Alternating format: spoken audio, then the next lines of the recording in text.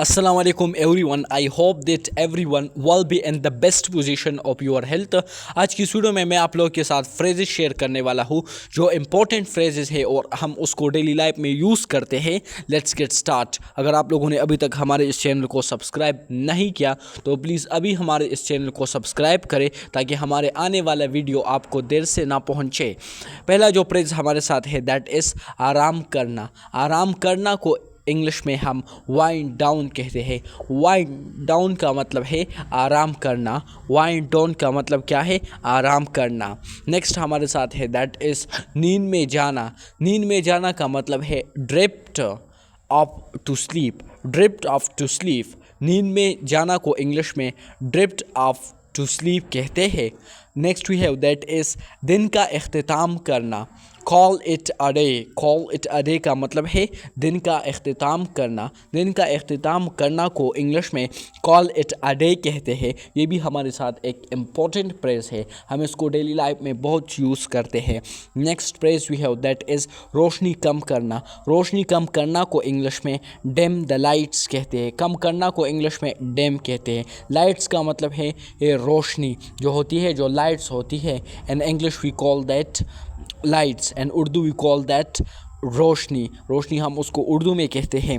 रोशनी कम करना को इंग्लिश में डिम द लाइट्स कहते हैं. Next we have that is जहन को पुरसुकून करना. जहन को पुरसुकून करना को इंग्लिश में प्रैक्टिस माइंडफुलनेस कहते हैं. प्रैक्टिस माइंडफुलनेस को उर्दू में जहन को पुरसुकून करना, जहन को आराम करना, इसको इंग्लिश में प्रैक्टिस माइंडफुलनेस कहते हैं. नेक्स्ट हमारे साथ जो प्रेस आता है दैट इज़ कल की तैयारी करना. कल की तैयारी करना, कल का मतलब जो है टमारो है और यहाँ पर तैयार करना को इंग्लिश में प्रिपेयर कहते हैं. Prepare for tomorrow.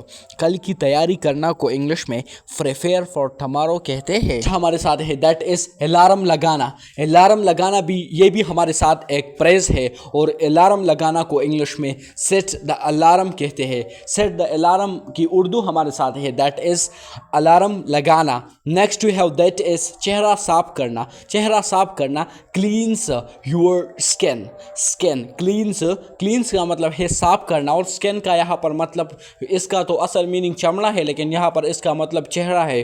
चेहरा साफ करना क्लीन्स योर स्किन. इसकी उर्दू हमारे साथ है दैट इज़ चेहरा साफ करना. नेक्स्ट जो हमारे साथ फ्रेज है दैट इज़ स्क्रीन से दूर होना. Unplug from screens. अनप्लग का मतलब जो इसकी बेसिक मीनिंग है, प्लग कहता है जो इसको हम एंटर कर देते हैं, उसको हम चालू करते हैं, लगा देते हैं. और अनप्लग का मतलब है जो हम उसको दूर करते हैं. हम उस जो चार्जर में हम स्क्रीन को लगाते हैं या मोबाइल को चार्ज पे लगाते हैं तो उस टाइम हम जो इसको एंटर करते हैं, केबल एंटर करते हैं वो फ्यूज़ में, तो वहाँ पर आप प्लग यूज़ कर सकते हैं. जब आप इसको आउट करते हैं या अनप्लग करते हैं that we call in English unplug. उसको हम अनप्लग कहते हैं अंग्रेज़ी में. इसका मतलब होल प्रेस का मतलब तो यह है कि स्क्रीन से दूर होना. स्क्रीन से दूर होना का मतलब है अनप्लग फ्रॉम स्क्रीन्स. नेक्स्ट जो हमारे साथ है दैट इज़ दिन का जायज़ा लेना. दिन का जायज़ा लेना को अंग्रेज़ी में reflect on the day. Reflect on the day मतलब जो मैंने क्या किया आज दिन में, मतलब मैं उसको रिपीट करता हूँ, रिफ्लेक्ट करता हूँ. So that's why I say that reflect on the day. Reflect on the day, दिन का जायज़ा लेना. In English we say that reflect on the day.